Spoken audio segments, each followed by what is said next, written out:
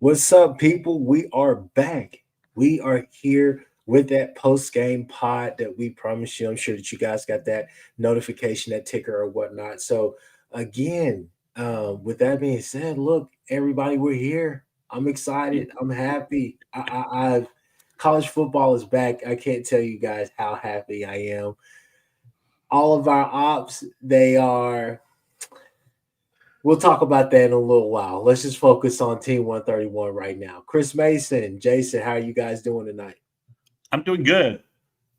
Doing Hey, good, doing good. hey, Just got look, back from the stadium. exactly. So, hey, Jason was at the game. Obviously, just like you guys, we watched it as well. But before we start, hey, look, Horns Down Podcast, Hall of Fame college football podcast with Jason and the coach, and Mr. Sooners 360 himself. You see him down there, Sooners 360. We are Sooners Intel, so definitely like, subscribe, do all those different things. You're going to get all this amazing content from us. It doesn't cost that much or anything, honestly, to just click that button, right? Or that notification bell. So, with that being said, Jason, how did you feel overall? Just kind of what are your first initial raw thoughts? We'll get yours, and then we'll go to Mr. Mason after that.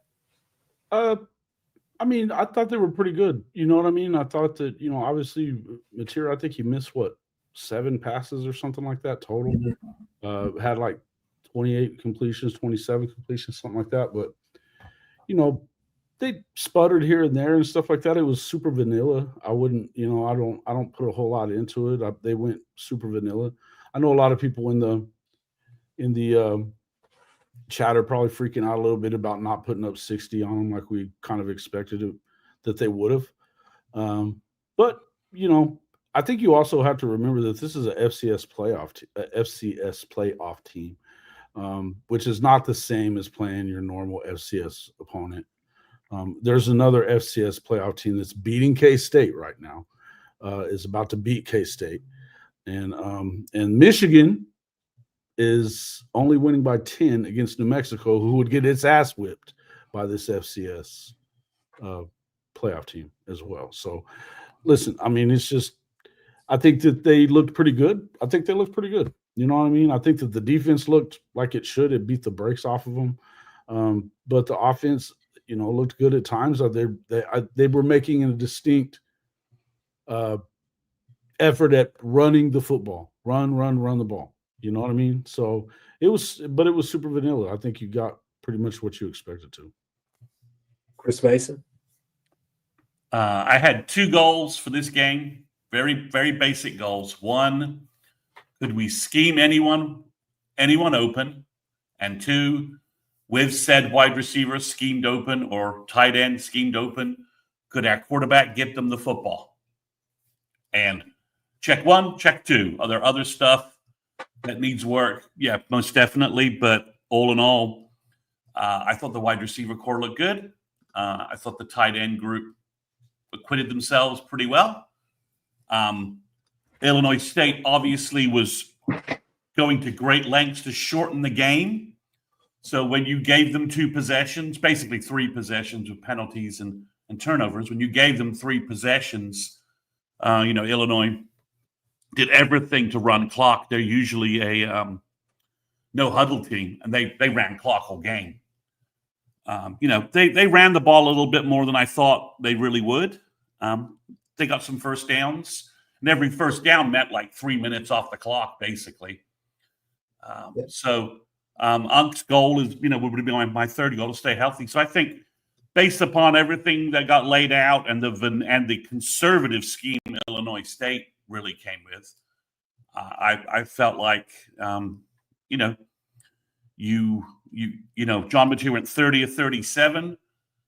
He went for 392. I think for a debut game, you couldn't really ask for much more from him.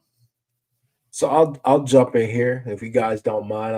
I'll bring your attention to a couple things. So, I want to say around maybe a day after or so, what of that spring combine that we had, those 7-on-7s in particular. I know I sent you guys some video and things that I saw, and that's what made me feel really confident about it, guys. This is no lie. and hopefully these two can back me up on this, but most of what you saw tonight is most of what they did in that spring combine, those 707s. A lot of different plays, a lot of different things, getting Burks involved. There was a lot of different wrinkles or whatnot that they had that they were just working on. There were certain things that they literally were working, right? We can get into specifics here in a little bit, but I would say that most of what you've seen tonight was really, really vanilla. So that's what's kind of encouraging. I know we'll talk about the offensive line and some other things, but I think for the most part, this team played pretty well. Second off, out of all the predictions that we had on here, this is not necessarily a hey, Chris, pat yourself on the back. This is Yes, it is. Yes, it is. Don't so start. I just say it wasn't like I told Jason, it wasn't necessarily because I didn't think we were going to be explosive or anything like this. I knew we were going to score. At first, I thought it was going to rain. It's been raining here in Norman all week, and the sun finally popped out later on in the game, which I was like, oh yes, God, please let that be your promise that you won't let it rain during this Michigan game. We just want to get to some ball, right? But regardless, when you go and look at the film, if you do your homework, if you're into that type of thing or whatnot, not saying that I'm sitting here replaying, stopping, replay, stop, replay, stop, replay, stop, go, stop and go type of guy watching every single ounce of film there is on Illinois State. But if you go and watch some of their older games last year, go watch the Iowa game. The Iowa game that they played, even though it was 40-0 or whatever the final score was, how this game started for with us is the same how it started with Iowa. Then you go and look at them against North Dakota State and different teams like that in the FCS, and you see good play, bad play, all the rest of this. But one thing was consistent was their effort and then some of the different things that they do defensively, which to me was a plus because those are things you're going to see from better competition, better teams throughout the season. So, again, with that being said, there's no consolations, none of that. We're not taking any of that. But if you really are looking at the X's and O's and what's happening defensively, they present some things to you that you're going to see later on in the season. So it's a good matchup. It's a good test to see, our guys against different competition other than just inter squad, scrimmages, right? So to me, it was just good. So again, the 35-3 or whatnot, defense looked really good, and I think that we can let's get into it. Kind of the pros and cons of this game, or the good and the bad, right? So let's start with the bad. I'll jump out here and say one. Okay, first off, I was fine with the offensive line. I wasn't necessarily like, oh my God, it was amazing. I think most of what was going on was that you wanted to keep it really vanilla with some of the things you're trying to do in the run game. But I think you were unable to do that because they made adjustments on the fly because we were exposed by Bourne's lack of vision. Because when you run that zone scheme or whatnot, some of the cuts, some of the different things that you need to make things happen, he just doesn't have it. So on some of those slow developing plays or whatnot, I mean, we're running stretch plays and we're just like, hey, just run the ball. You don't have to do the whole Kennedy Brooks thing where you're trying to wait and see. That was always my biggest problem with Bournes and Sawchuk is that you don't have to be Kennedy Brooks. I know that you're being trained up that way or whatever by DeMarco, but like you don't have to be them. Just be yourself. But that's still a problem for Bournes out there. Outside of that, we could talk about everything else, but I just wanted to open up with that. I'll pass it off to the panel. Yeah, I didn't think it was as bad as everybody's acting like it was with the O-line either. And again, I'll kind of, say again, it wasn't a terrible football team that they played against. I think that this is a team that fought and continued to fight for the entire game. And that's usually not what you see with some of these teams. You know what I mean? With these FCS type guys, they were fighting the whole way. They were trying to kind of get things going and just kept on, they're competitive team. It's just a competitive team. In the end, Oklahoma had too much. They were too strong for them. And I mean, look, we're acting like they won 35-28. You know what I mean? A lot of people were acting like this is a 35-28 game. It was 35-3. And you had a couple of little mishaps that kept it from being more than that. You know what I mean? If you don't have that fumble from Kanik early on. Yeah. And, they're driving for a touchdown there. Yeah, no doubt. So, and then in the first possession, they went 3 and out. So, you know what I mean? It's kind of is what it is. But I think they're fine. I think you're just trying to get in there and get your work done and everything else. I think that we were I'm a little bit surprised at what was the game plan. I expected you'd probably see Hawkins a little bit. You didn't, but it is what it is. And that's okay. I mean, for what Uncle was talking about, you don't want to see. Yeah, I mean, of course they were stacking it. They were stacking a Hankster. And I think that's probably a good thing. And they were also, you probably would have gotten a lot more sacks too, but they were definitely on, they were in that max protect, which you're going to see a lot of that against some of these guys, and they have to be in. But I think if you want to look for a negative, you can say the offensive line wasn't perfect all day, and I would definitely say, yeah, Javonte Barnes. I'm not in love with him as a guy that plays a lot. I haven't been. That's something I've been saying for a while. I'd much rather see guys like Blaylock play. Certainly X-Rob. I don't know what the deal is with Jay Knott, why he didn't play. But as far as I don't know.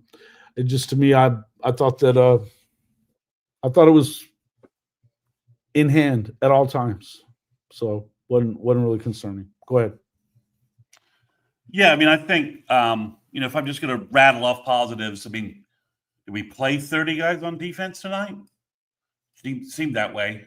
I thought Guillory had a good debut. It was nice to see Gentry Williams back looking like the guy we knew before all these shoulder problems started. The Taylor Wine obviously had a nice day. The Rittenhouse quarterback is hard to sack. I mean, they would have. I mean, that guy is that guy's he's mobile, he's shifty, whatever you want to call him, whatever adjectives you want to use. And I felt like Illinois State, was running clock as much as they could. But I liked what I saw from the defense, especially the secondary. I liked what I saw from Peyton Bowen. Reggie Powers had a nice hit. Bogo. I don't remember his name being mentioned too much, which is probably pretty good for a safety in terms of the coverage we were able to do. They have some decent wide receivers, and their passing game was non-existent. They ran the ball a little bit more. I think there's some run fit stuff, but based upon we were swapping so much personnel out on offense, again, I liked what I saw in terms of guys being open, Mateer finding guys, the playmaking Mateer showed just at a certain level. I thought the pass pro from the offensive line was maybe the strongest point for them. They weren't moving guys around as much as they needed to, but the running game seemed like it was about to get going, and then Blaylock got hurt. And then it kind of got reset a little bit. And if you notice, Sexton was out for a period, and Foji was playing left guard. Or did they flip? I saw Foji and Nwewu in for an extended period of time. It was a lot of shuffling, and I'm just going to jump in here just for a second, Chris Mason. But it was a lot of shuffling, and obviously, kind of, I think you guys know how I feel about the presentation that is, ESPN Plus. It was hard to keep up with who the hell was actually out there. Exactly. The camera angles and the shots and everything. So, I mean, Jason, you were there, but it was bad. It was bad. It was hard to try to keep up with who was out there on the line. Yeah, but Foji, I mean, he played right guard all camp. So he started his first game as a true freshman at left guard. At times he looked bad. Sometimes he looked better. He's going to look that way. That's going to be a freshman playing his first game against a veteran defense. Freshman, yeah. And he's playing left guard. He didn't play that all camp. Mm-hmm. So they moved him in there because I think they swapped him out for Eddie Pierre-Louis. And then obviously I think Howland maybe had the best game on the O-line, and that's a limited perspective based upon what I was watching and what I could see, it seemed like he was doing pretty well in both pass protection. And I think the right side, the running game on the right side was a little stronger behind Nwewu and Howland overall. When you had Blaylock who could quickly bounce things outside. So overall, I mean, I think, you played a bunch of guys on defense. I mean, Heineke, you saw some flashes of what Kendall Daniels can do for you on third down as the cheetah, had made a couple of big plays. I think overall, Barnes is what Barnes is, and that's basically what it is. And we need to get Taylor Tatum healthy. They need to figure out whatever they're doing with Ott and move from there.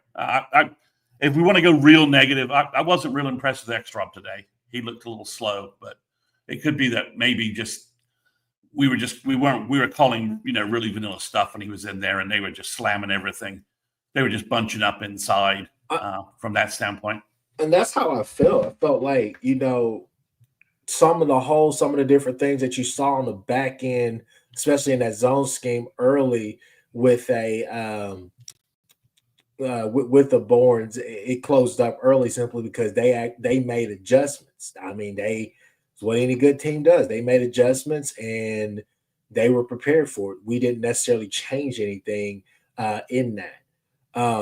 Just kind of going off of what we saw from Mateer and our wide receivers, man. Hey, look, we have the speed. We have real speed. Satania, Burks, those are guys that are giving us what we all were hoping that we could eventually get from a guy like a Brennan Thompson when we had him last year, right? These are guys that are fast. These are guys that, not necessarily the tallest guys, but these guys get it done, right? I felt like for the most part we were operating really good. Quick game, little stick routes, little different curls, different things like that were really good. I thought that for the most part he was really solid back there. I think there was a couple turnovers. There was one where he clearly threw behind. Thought that could have got to. Thought he gave himself a real chance to get that to. What am I trying to think? It gave him a real chance to get it to Burks, but that was a pick. But then outside of the fumble with what's his name, Kanik, I thought Kanik had a really good day as well. I think Kanik could be a problem, especially in the seam routes and everything. He catches the ball clean. He runs with it pretty clean. It's just the fact of having to let him know, hey, you don't have to take on 3 tacklers when they get to you. You could actually get just down. fall down. Get down. Yeah. So sorry to interrupt. I thought Illinois State was much better than Temple last year in terms of just quality of football, vastly superior to Maine or anybody else or Maine. I thought they were very well coached, had a very fundamentally sound game plan. Someone posted it in here. It was how'd you do? They only had 2 penalties all night, 0 turnovers, and they were not giving us anything. And their punter was skying the ball. I do think Satania is a threat to bring something back at some point. That looked like a positive to me in the punt return game. But yeah, I think you're right. I mean, I just think Illinois State is a pretty good coach team, and and we made some mistakes tonight. A couple of series got knocked. What I think though too, I also think there were some high level passes that you had guys in the back pocket. I mean, you're talking about back shoulder throws, high level grabs. They're running good routes. I mean, if you're paying attention to the things that matter. Yep. Which is, if you're doing things the right way, and they were, you're running the routes correctly, hitting the back shoulder, at the right times, off platform stuff. He didn't get crazy and make a bunch of throws where you're like, yeah, you're not going to get away with that. You know what I mean? You saw him kind of tuck the ball a little bit here and there. I don't know. He threw some guys open as well. If you go back and hitting guys in stride. Yeah, he had some guys in stride, but he threw a couple of guys open as well. I think on some of those plays, One of the touchdowns to Keontae Lewis, one of the touchdowns to Burks. It felt like Lewis looked great. What'd you say, Jason? Keontae's looked fantastic too. Yeah. Mateer went 30 of 37. You know, he should have run the ball a couple of times, you know, instead of throwing maybe on that fourth down, instead of trying to get that big play to Kanek, that it was there for him to just run the ball. And we probably put that in the end zone to make it 42-3. Does that make anybody else happier? I don't know. Does it really matter? It matters only if you had 35 and a half in your betting on your betting site. But you know, I agree. Mateer looked, you know, Lewis looked good, Satania looked good, and Burks looked good. And obviously we're hoping we can get Giovanni Gibson back, who apparently there was a tweet of him throwing a football before the game started, and he looks really I can't imagine he's too far away. With the way he's moving, he's moving around. I can't imagine we are too far away from adding Giovanni Gibson to the mix. And speaking of that, I think next week we get to see solid rotations. I think we get to see maybe less rotations or whatnot, but I think we get to see some key guys back. It'd be nice to have Dobie out there as well. I mean, guys, you got to remember some of the things that you guys are saying or whatnot. We didn't have a lot of those guys there. I thought Kendall Daniels had a fantastic game. I thought that for me, it was just, what does he look like out there, right? And to me, I think that, you know, he is the prototype for what that position is supposed to look like. But that is not to take anything away from a Kendall Dobie, who changes our defense completely when he's out there, because he gives us a chance to, again, be able to have a guy that's not afraid to hit you, but a guy that can cover as well. So even if he's flexing out there to a corner to play bigger corner, it's still more experience and everything. Speaking of corners, Jason, how did you feel about our DBs tonight? I thought Cortland Guillory played a pretty damn good game. He played great. It was great to see Gentry out there knocking balls away too. He was draped. You know, any one-on-one stuff, you weren't getting around him. Thought he looked fantastic. But yeah, Cortland, that dude just plays with fire, like complete fire immediately. You know, from the first snap. I even thought that PI that they got on him, I think that was pretty good. I thought it was kind of a weak. Yeah, it was you know what I mean? He that's the textbook way that you do it. You reach around and try to knock it down. I thought it was kind of a weak deal, but no, man, I thought he was great. I thought that I'm excited about the way the secondary played overall. You know, brought up a minute ago, those guys. Well, Peyton looked really good. Peyton looked really, really, really good, and you expect that from him. But you know, even when you start seeing Reggie Powers was anticipating and popping, and you know, it was fun to see, man. It really was. And Kip Lewis, by the way, the linebackers looked really good too. I thought Kip was all over the place, just like you would have expected. There is depth there in the secondary for sure. Two things that really stood out to me was that, man, how good is it to have a healthy Gentry and a healthy Peyton Bowen. You could do so many different things with those guys, because those guys can blitz, and those guys are really smart as far as what's going on. You can put those guys in different situations, scenarios, and they can get there. But like with just having Gentry healthy and having him, not only kind of being the cover guy, I think you can leave him on the island by himself if you need to. He's also a guy that, again, he picks up on those screens, different things like that. He's aggressive when he sees things like that. He was out there at the backfield, saw him wrap somebody up in the backfield tonight as well. And I was just like, oh, that's good. It seems like that shoulder is healed up for the most part. Definitely will say, I thought the linebacker side, everybody played pretty well. I want to say that I know I saw a couple of comments about Marvin Jones Jr. about him. Hey, he's got to make sure he sets the edge a little bit better. I think those were a couple of things that stood out to me on that D line, with at least just kind of him poking out like that. David Stone seemed to be making quite a bit of interior pass rush. He did. They were getting the ball out fast. So I mean, Max protect still. Yeah. Yeah, the only way you were really getting to them was with some interior pressure. Even with that, we still got quite a bit of pressure at times on them. And again, they I mean, it was one step drop pass. I mean, it was their passing game was pretty rudimentary, especially after their quarterback got knocked out after Taylor Wine. He didn't. It was almost a dirty play or anything. He just tackled him to the ground, and the guy kind of banged his elbow, banged his shoulder a little bit. I think he was able to come back in. They just weren't gonna. They weren't. No, they didn't play him again. He sat. No, I mean, but he was. I saw him on the sideline giving a thumbs up like he could go. They just held him. I mean, risking it. Yeah, that was a smart move, right? You know, better battles, better. I mean, that coach was very. I think he did the. I think he made smart choices to try and to keep the game, to keep the game in hand and to, not do no huddle and not give OU more possessions. And, they really only get 3 points because of the Mateer Burks misconnect pick. I don't think they would have scored other than that.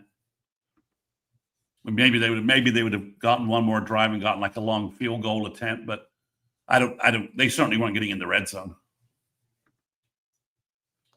I mean, unless OU, other than the Mateer pick, I mean, it should have been 35-0, really. I mean, yeah. A couple of our drives got stalled on penalties, and otherwise we probably put those away. The holding penalty and the 2 illegal procedures hurt us. The holding call on Canick really hurt because Blaylock got a run going. We seem to be starting to get the ball moving. And then of course Blaylock got hurt right after that and we had to punt. So because I mean it's not even a vision thing, it's just being able to hit the hole. Just hit the hole with what you're trying to do. When you're being very vanilla and stuff, I don't think it's one of those things where you're trying to kind of wait and see and do the hey, I'm gonna be, patient, hide behind this block, and then boom, I'm going. Like, no, you have to be able to hit that hole, especially when you're being vanilla. Because here's the thing, people. I think also, and again, this is not me. Hopefully, you guys understand. All 3 of us will be very critical. If you trust me, you can go back last year and you can hear all 3 of us express our frustrations with the game plan, everything overall. But what I would heard you say that I'm not. There's no excuses for Brent Venables right now. No, there's no excuses. Yeah, there's no excuses. So I would say, hey, look, I agree with everybody in the chat that is saying the run game has to be better. This and that doesn't matter if you're SCS, it's Michigan, Texas, whoever the hell is a run game has to be better. I agree with you on that. One of the things that I'm still a little bit hesitant to pull the trigger on all of that is simply because we didn't run a lot of the core stuff that Arbuckle wants to run. Again, I challenge a lot of you guys to really go and look at that film to kind of go see. It's not just the thing where we're supposed to show up and always be dominant. A lot of teams, your Penn States, everybody saw what the debacle was today at the first game of the day, if you know what I'm saying. But a lot of teams really kind of struggled out the gates. Tennessee looked pretty good, kind of out the gates. I think Florida State, they look pretty good, but it wasn't necessarily a great picture overall for everybody. It took some time to kind of get things to gel. It's our first year with this new scheme, this quarterback, this offensive coordinator, and you didn't get to see some of those GT counters, pulls, those different things that he likes to do in the run game. So it's a bunch of stuff that you're trying to figure out. And on top of that, you're trying to give guys a chance to kind of separate from other guys on the actual depth chart, right? Not just the oars, but actually kind of separate simply because there's a game plan that's going on. There's a scheme that's going on. And then I think that, again, Arbuckle is doing something that we haven't seen necessarily in a while, which is he's actually getting along and actually communicating with a Beaton Bow and DeMarco and Emmett Jones as far as, hey, what guys do we need to have for these different packages and all the rest of that. So I think that he was giving himself a chance to work with what he had simply because, again, we limited ourselves simply because Dolby, Giovanni Gibson, who I think is healthy and I think will play next week. That's just my thought. guys like that. There are some key pieces out there that like guys that they didn't play, right? So us at full health and our offensive line figured out, we have a chance to be a problem. And the thing is that I do expect this team to potentially average 40 plus points per game potentially. But at the same time, again, if I think we're all under the impression because we said it this past summer, this past spring going into the summer, is that hell if we can have an offense that's averaging 23 to 28 points per game, I feel pretty good about our chances every game because I think our defense is going to be that good to give us chances to, be able to win these games. Yeah, don't give up possessions. Don't do some ball security. At no point were they in trouble, though. At no point. No. I'm saying for the future. Like what I'm just saying that you have to make sure you don't put the defense in bad positions. But you're right. In this game, they had control of this game. From the moment they hit Kanik. He hit Kanik with that seam route that he went for 49 yards, not 50. So we did not have a 50-yard play like we predicted.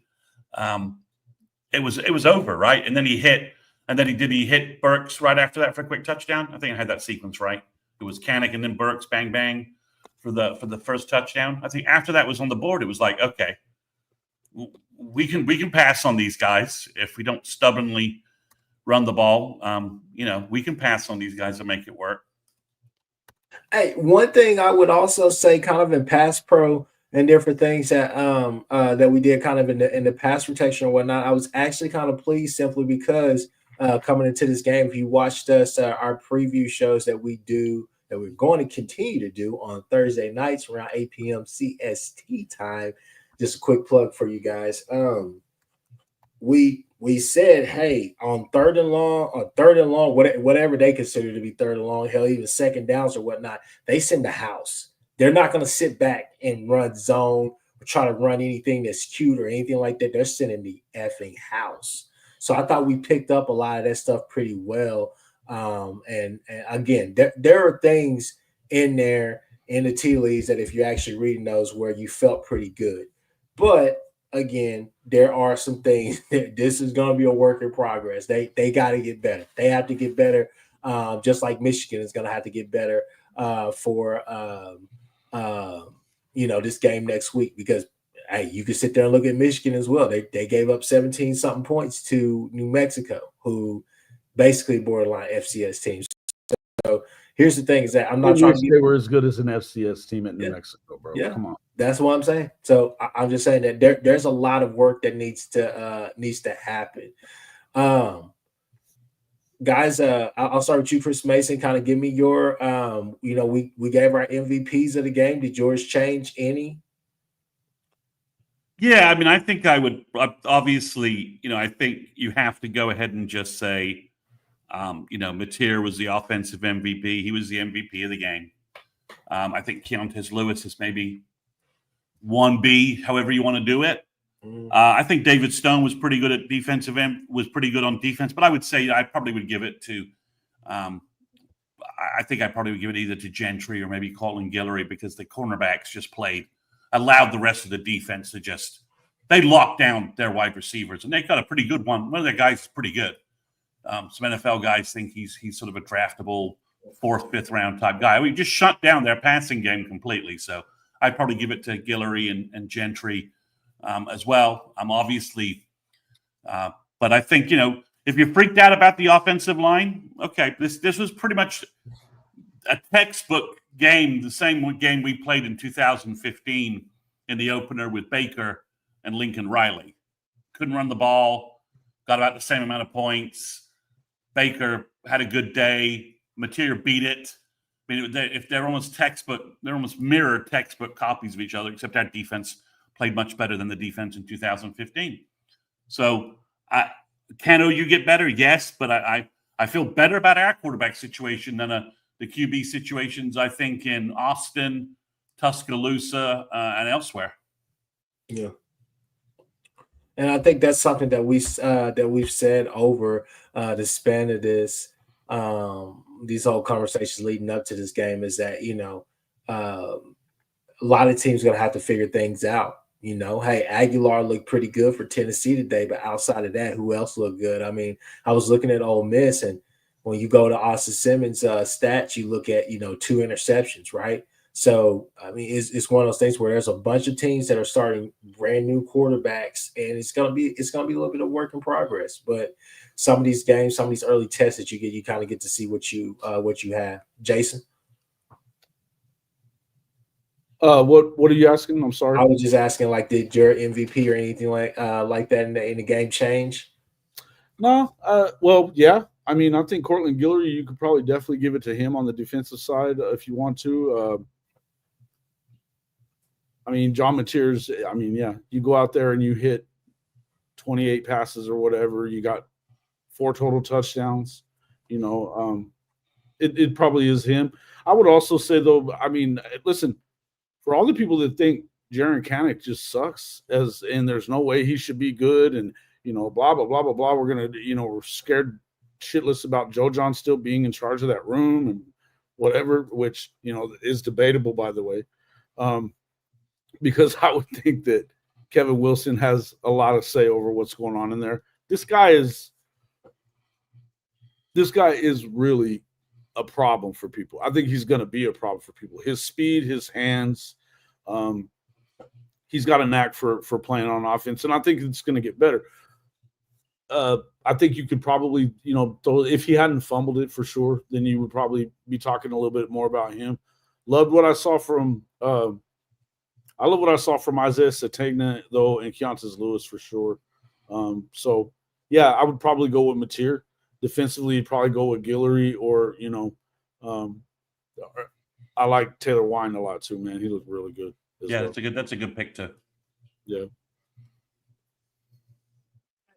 For you guys, also, again, I keep saying that, hey, we limited ourselves. We held some guys out that could have played. They suited up. They didn't play. But with the O-line as well, people, I would say this right here. We shuffled some guys in there.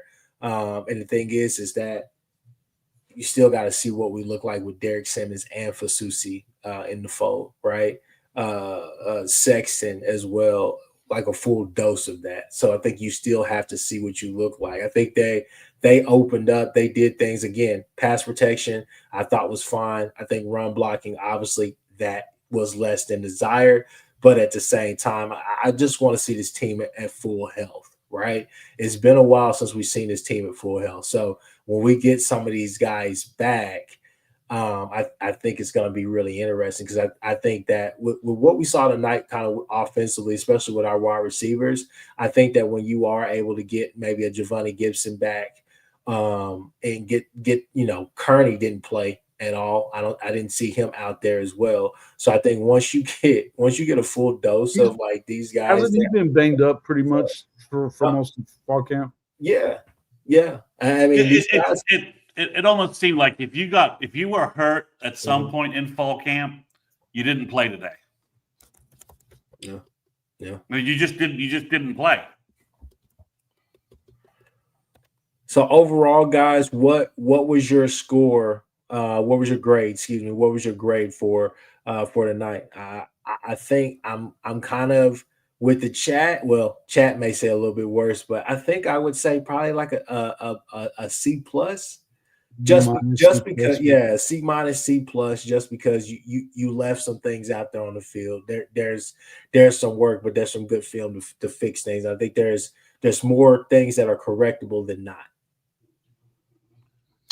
Yeah, sure. I mean, sure. I think defensively, you gave up 3 points because the offense coughed the ball up threw a pick at the 20-yard line. I would say the defense probably is a B. A solid B, and I would say the offense, as you said, left some stuff out there, C plus, C, something like that. Yeah, I think C plus, B minus is fine.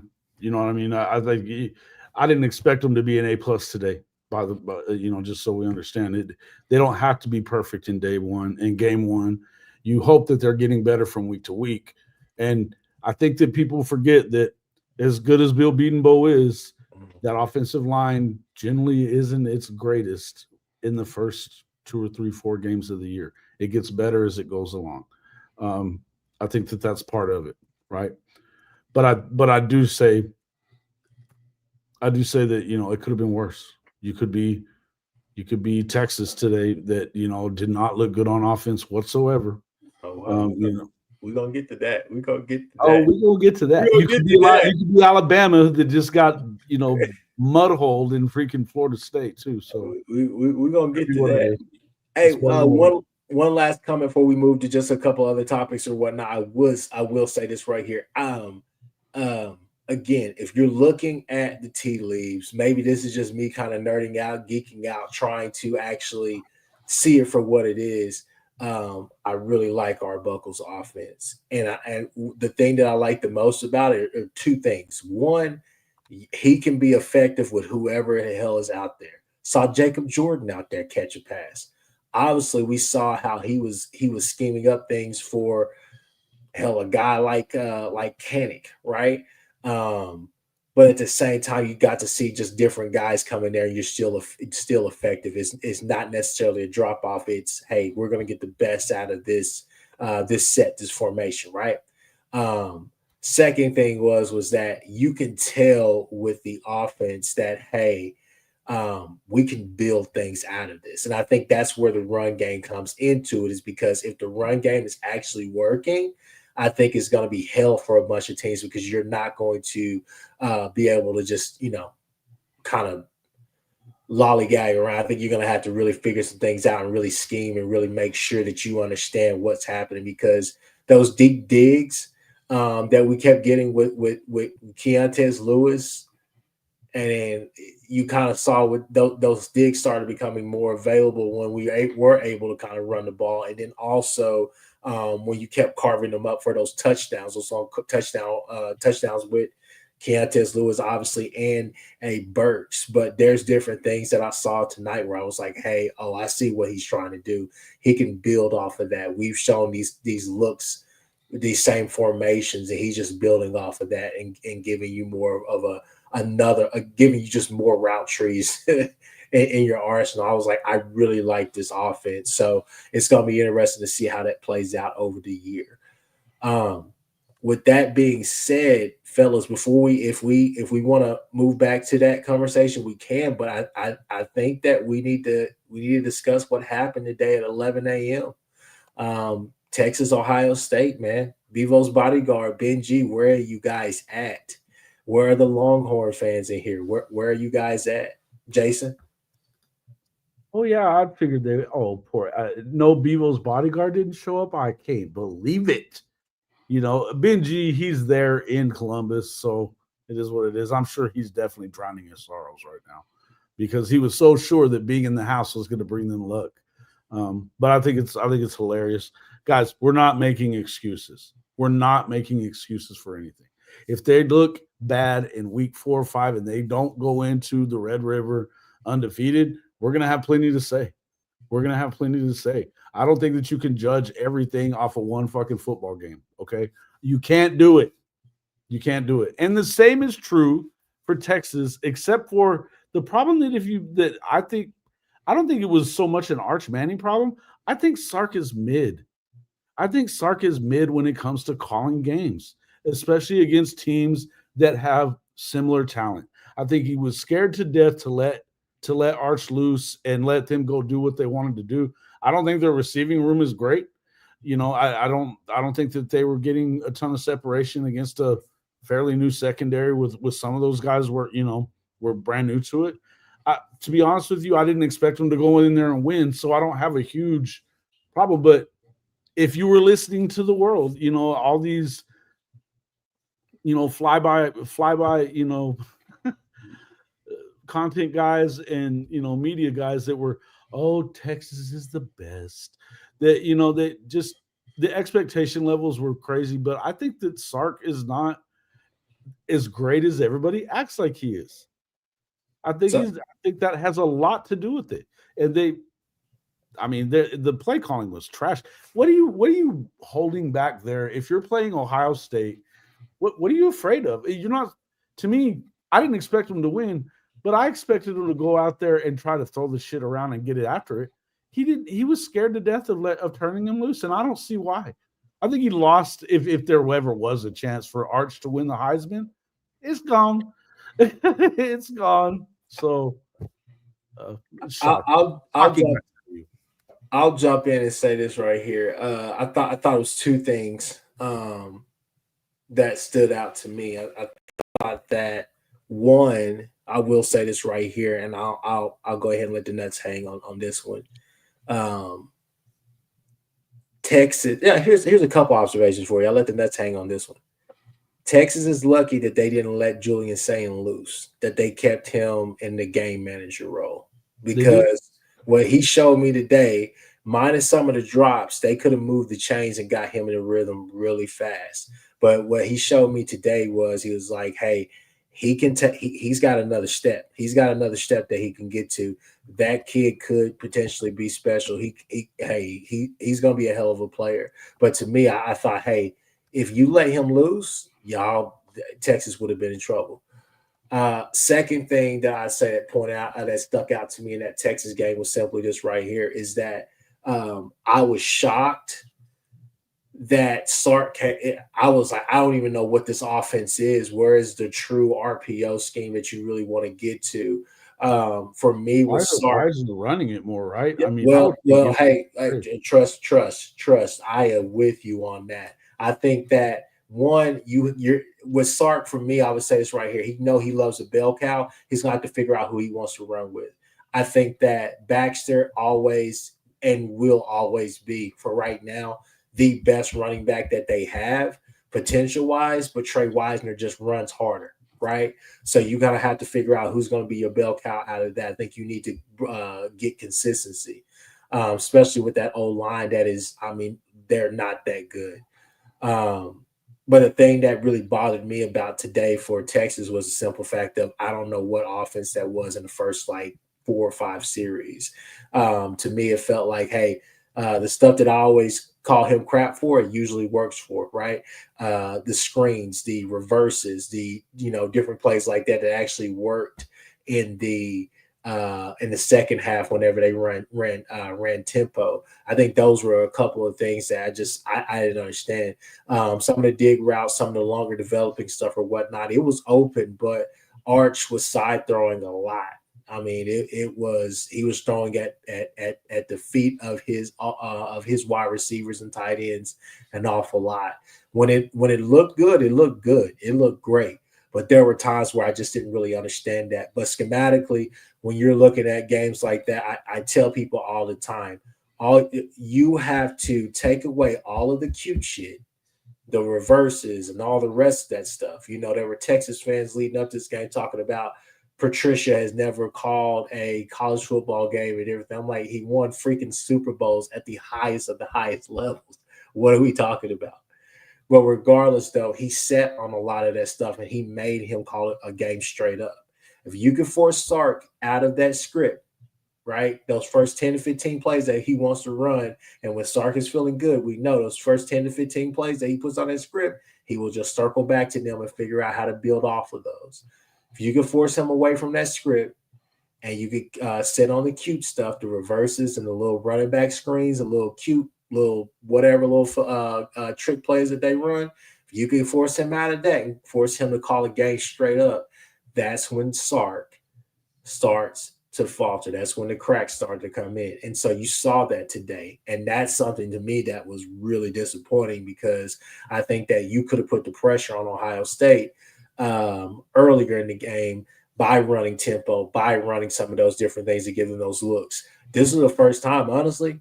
I think Wingo is a really good player, but him as a wide receiver, that's what I was excited to see from him today. It was like, okay, can he actually go north and south as a wide receiver, not just a guy coming off of reverses and little bum plays like that, right? Didn't necessarily see that.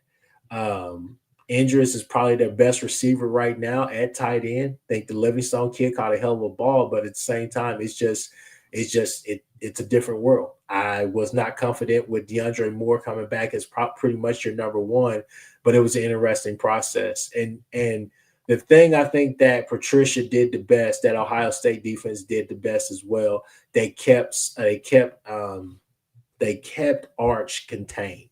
They did not let him evade, run for 50 yards, or run down the sideline like everybody thought that he was going to be. Last thing I'll say before I pass it to Chris Mason is simply this right here. And this is big for me because y'all know how I feel about Mullet Boy. Y'all know how I feel about young Quintavious, as the Texas fans love to call him. Quinn Ewers at Ohio State right now, if he would have stayed, right? Quinn Ewers beats Ohio State today by himself by 2 touchdowns. I'm just going to put it out there. I'm going to put it out there. Oh, no. Oh, no. I told you I was going to let the Nets hang. Go It ahead. definitely, guys. I think it definitely. Hey, I need to get my text. We'll leave his Quinn Ewers thing into the next thing. So I think it definitely just killed that little narrative about Arch being, better, and he just didn't want to play him because he was trying to be loyal to Quinn. That's bullshit. If you didn't think that was bullshit before, you definitely know it's bullshit now. So on Texas, if you're a Texas fan, the number one thing that has to disturb you is you have a very good defense, right? But this is now the 4th big-time game you've gone to. 2 games against Georgia and now 2 games against Ohio State, where your elite play-calling head coach and his offense have crapped the bed. I mean, you're supposed to – this is now 4 games in a row, big-time football games, which is – you've built a defense that can keep you in these, for the most part. And now in every one of those games, your offense has been weak. This is 2 5-star quarterbacks, number 1 quarterbacks in their class, back to back, who just can't get it done against elite defenses. And how are you going to get any better? I don't know where they get any better. I think they got problems at O-line, at wide receiver, and I think they got – and Arch, obviously, he'll get better the more he plays, but I don't know where that ceiling is for him in terms of his development. We'll see when we beat them in Dallas, and who knows what we'll be at that point. But I feel better about our quarterback situation than if I was a Texas fan. I would feel less than – because they got nobody behind him. It's not like they have like a relief pitcher they can go to. I mean, they got nothing behind Arch at this point right now. So can we move quickly to what the hell was that in Tallahassee? What was that in Tallahassee? We're redoing. We're allowed to resubmit our playoff picks when we do the bye week stuff, right? Because I gotta swap some teams out apparently. I watched the majority of that game, and after the first drive, FSU just beat the crap out of them. And Bama made some terrible mistakes. It was a really bad. I think running quarterbacks hurt Bama right now. Defensively, they did not. I mean, the big wheel route play that set up the 3rd touchdown. And they had the game back in hand. It was 24-17, and they gave up a long drive for a touchdown. Yeah. Sawchuk got him a touchdown. He did. I don't think he's going to be their feature back. I think it's going to be that Krona kid. Cromar or whatever. Or whatever. But, yeah, I thought – I'll be honest, guys. Everybody had been saying that was the reverse of that score was going to happen. I was stunned by that. To me, I think that the biggest problem right now is that the biggest problem I have with DeBoer, and really the only problem I have with him, is that I don't think that his teams are disciplined enough to beat a team like Florida State. And there's one reason why, and that's because Florida State, the reason why they won that game today is that, hey, Gus Malzahn, hats off to you. You called a hell of a game.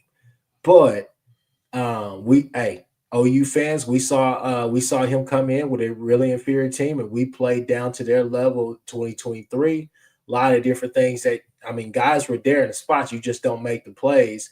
Some of those little sprint run plays that he likes, it's going to be east-west. You know that there's going to be an element of the game where literally they're doing, jet sweeps, different things like that, just getting guys the ball in their hands. It's going to be east-west.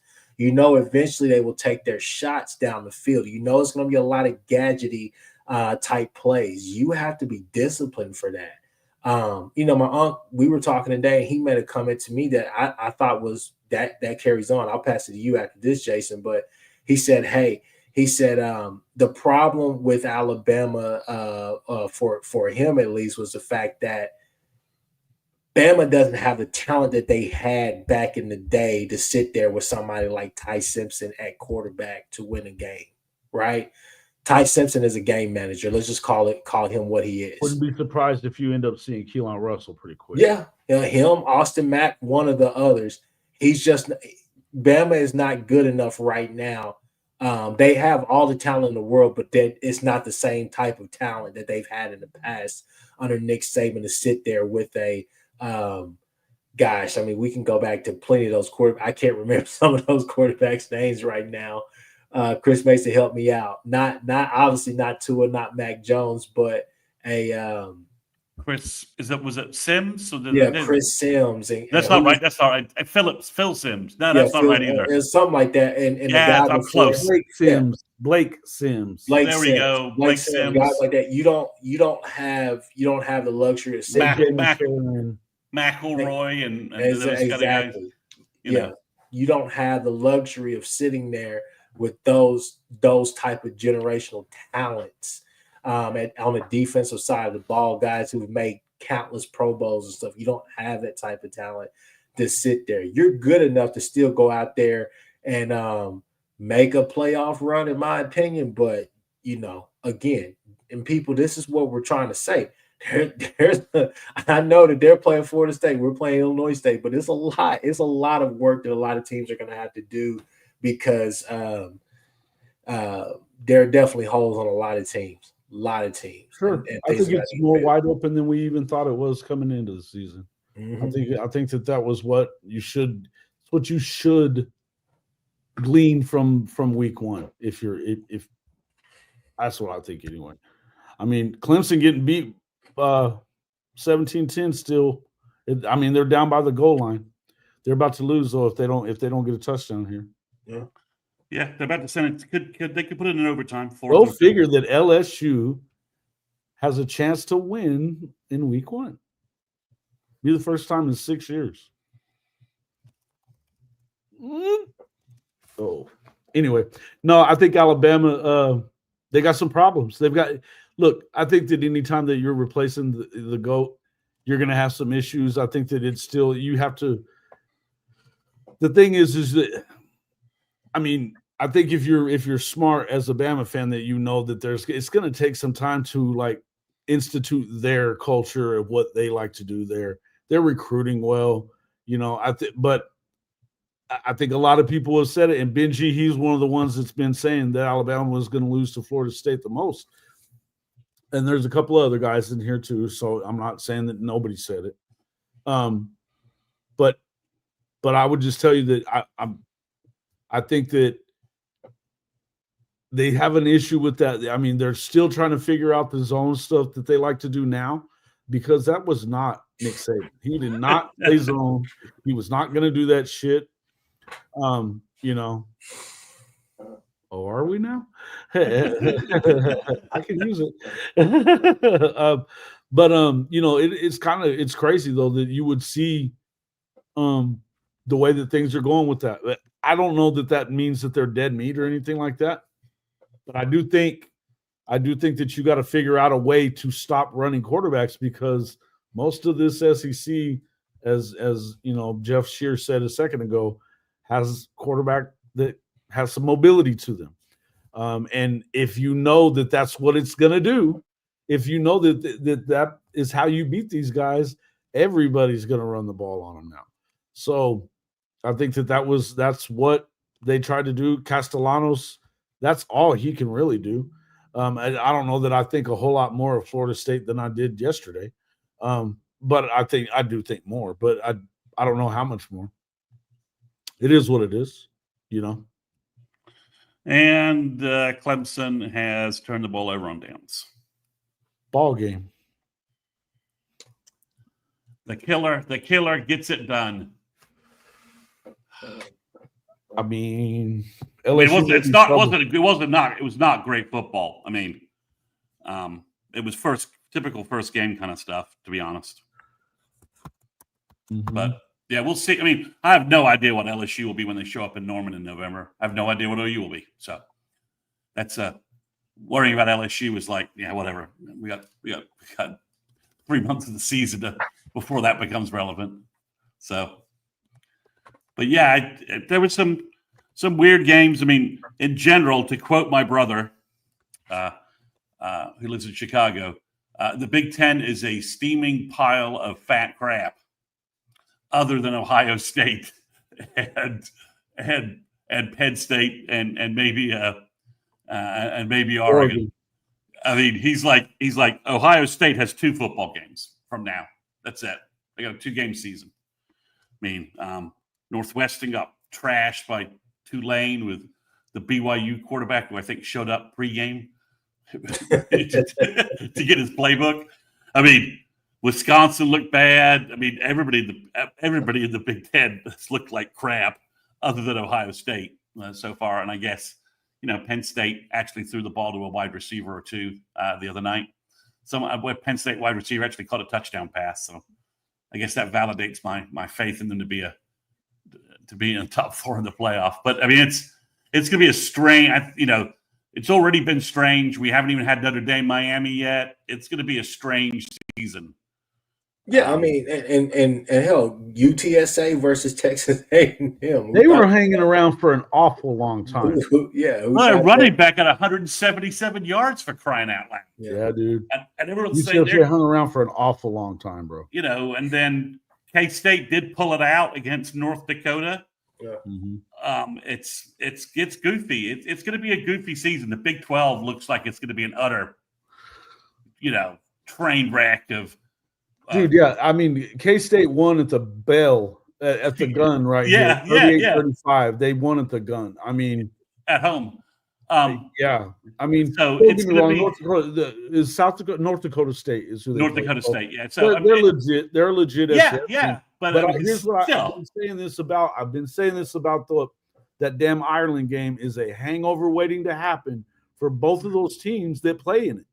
You need a bye week. You need a bye week the next week. They definitely need a bye week the next week, but they're not giving them one. And then the other thing is that I think even then, I mean, Coach will tell you he went when Notre Dame went over there. He was like, shit, I didn't feel right for all year myself. And he didn't do nothing but drink Guinness. You know what I mean? It's like, but these guys, it doesn't seem like they ever really get their feet underneath them. I think it's bad. I would really be pissed if OU agreed to go over there. Oh, we'd have to get it'd have to be a mass. There's not enough money for us to do that. So, but I mean, that's my feeling basically right now is that it's going to be we're looking at a weird season where I think us trying to predict the top 12 playoff teams preseason was folly, and predicting them again, giving us everybody's doing it, but giving us a fresh start again at the end of September, I think is probably the way we'll have to do it, because it's a mess. I mean, I don't know. The SEC, everyone's predicting, Bama to be in the playoffs, and that team today is not going to make it through that schedule. They're just not. I mean, they're going to rack up at least, Jordan. They're going to play Georgia in 3 weeks, and Georgia in Athens. Tennessee, looks improved. I'm not saying improved, but they look pretty good today. I mean, certainly better than Bama did. And is Russell even a fit for what DeBoer wants to do? I don't know that he is, but he obviously recruited him, so he must be. But it was messy. It's gonna be a mess. So we'll see what OU is going to be. OU Michigan's a star game for next week. We'll obviously do our preview episode on Thursday. But I don't know, Kchris and Jason. I think it's going to be a roller coaster. There's so many big time matchups in September, and everybody looks pretty discombobulated due to transfers in, transfers out. If you didn't bring in a big transfer class, you're relying on a lot of young players, and there's a lot of quarterbacks that just don't seem ready for prime time. I mean, that's one thing you could say. Mateer was tonight. Yeah, well, Muss, we know Muss. But he didn't have any bad turnovers, which is what he did a lot last year. 28 to 38. That was a big win. It was a big win for him. Yeah, and I think that's the one thing I'll end on is it didn't look too bright for Mateer tonight. Mateer looked like, I got this. I know what I'm doing. And you can't say that about a bunch of other quarterbacks out there today.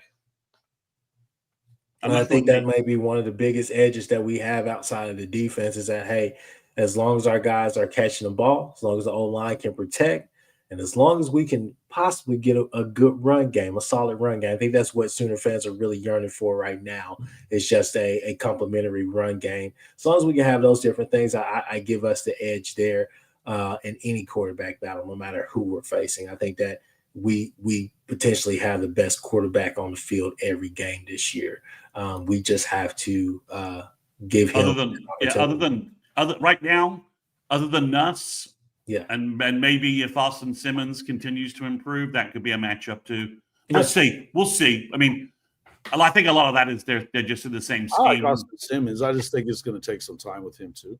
Yeah, but I'll see. But I think you're right, Chris. Other than the Nussmeier matchup at the end of the year, we have a QB advantage. Unlike last year, where we basically had a QB disadvantage for most of the year. Yeah. I Senator A said Mateer's a difference maker. I really believe he is. I think that he's going to and again, I think some of the things that you saw tonight were very basic. And I again, there were times where the offensive line really looked pretty damn good. And there were times where you were just like, okay, are we still having some of the same issues? But again, we got to see this team at full health, which you are going to see this team at full health. This is not a thing of us coming here and saying, hey, Nick Anderson and the rest of the crew are going to be back. We're going to have Andrew Anthony back by next week. No, this is not us just being super optimistic. This is real. Like, these guys will be back. So when you have the Dolby coming in and out for a Kendall Daniels, when you're able to match those two up and be able to go out there and be so versatile with different things, whenever you're able to see, is Fasusi the answer? Is Derek Sanders the answer? What's going to happen? Can we get more consistency along the offensive line? I think you'll be fine. I mean, if we're being real, you probably tonight you were probably playing some of your third string guys like the Blake and No kid. I'm saying his name totally wrong. Backlinko from Stanford, probably still a year away from really seeing the field and seeing significant time. So you're playing guys like that. And so again, it's not necessarily that he's bad. It's just the fact of, let's see this team at full strength with their starters. I think that things will be a little bit different. And also, let's see Ott in the game opposed to somebody asked in there, somebody had a question in there about Ott being a discipline problem. Is that are we hearing that? I haven't heard that yet. I haven't heard that. Biggest thing that I want to know, biggest question that I have about anything that happened today or tonight is simply this: where the hell is Bevo's bodyguard? I just have to know. Yeah, where is Bevo? Where is Bevo's bodyguard? Somebody in the chat find him right now. I'm blocking so he'll show up somewhere. I need Bevo's bodyguard to come to the front now. Stand up, please.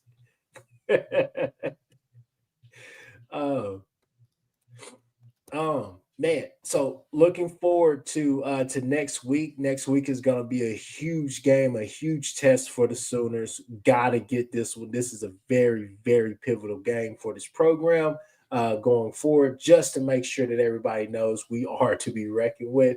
I think you're going to see some really good things. Michigan looked good tonight, but there were times when they did not look really good. You can move the ball on this Michigan defense. They want to run, but they also want to pass as well.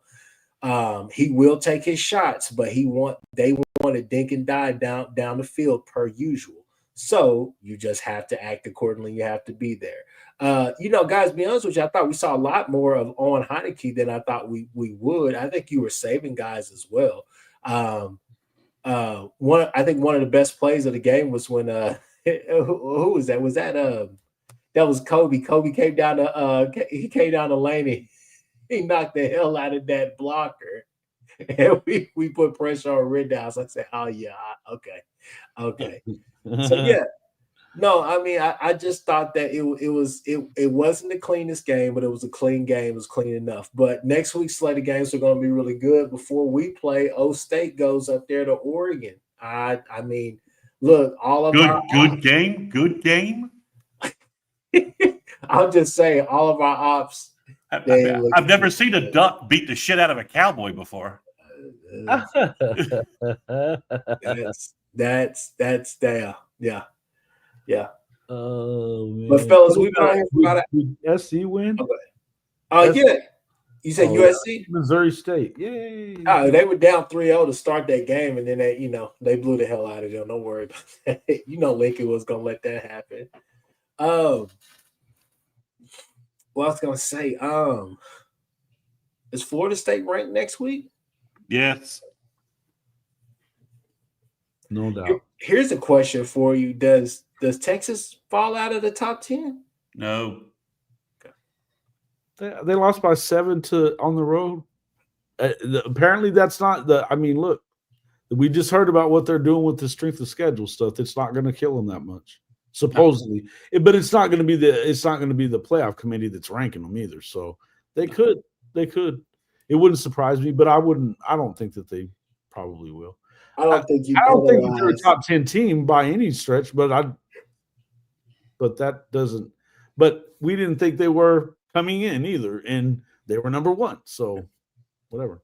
I don't think that you penalize Texas or Clemson for those losses tonight. Clemson might get penalized for losing at home in the opener, especially to a team that's lost 5 straight openers. I can see that a little bit. It's another hot pick to win the Natty, by the way. That's week 1 stuff, right? That Switzer used to say, "You're never as bad or as good as you look in week 1." Mm-hmm. So we'll see. Did Oregon play today? They did. They blew out Montana State. Oh, okay. You either had like a top 10 matchup or you played no one. There was nothing really in between this week. UCLA is getting beat by Utah right now. What's the score to that? Is 6-0 still? 6-0. Yeah. It's about to be 14-0. Yeah. So that's a late night watch. So yeah, this Big 12 and Pac-12 after dark is insane. All right. It's Big 10 after dark. But you're right. The Big 10 after dark. That sounds very creepy. It does. It's weird, dude. It's so weird. Like some sort of like corn fetish stuff. All right. Well, hey, we've been over here on here for about an hour or so. Maybe we'll be back tomorrow. Maybe we'll be back. We'll definitely be back Monday with some recruiting, different things like that. So we'll talk about that. We're doing a recruiting only show. May talk a little bit about the games and aftermath or whatever, but definitely going to do a recruiting only. Just about who all is going to be here this weekend, who was here this past weekend. Different reports like that with Mr. Students 360 himself, Chris Mason. Guys, any final things to say? Any parting shots? Putting out an APB for Bevo's bodyguard right here. Putting out an APB for Bevo's bodyguard. And on our recruiting show, we get to talk about Cooper Hackett verbaling to Texas Tech 20 minutes ago. Wow. Yeah. Wow. The oil money, the blood money. Lubbock is the new Dallas, if you know. We'll see. We'll see. Yeah, they're still not going to do shit. All right, fellas. Well, hey, with that being said, Sooners 360, Hall of Fame College Football Podcast with Jason the Coach, Horns Down Podcast. Definitely like, subscribe, do all those different things on each channel. Follow us on Twitter, everything as you already know. Look in the bio, you'll find all of us. Hit us up. Let's go. We'll see you guys here in a little while.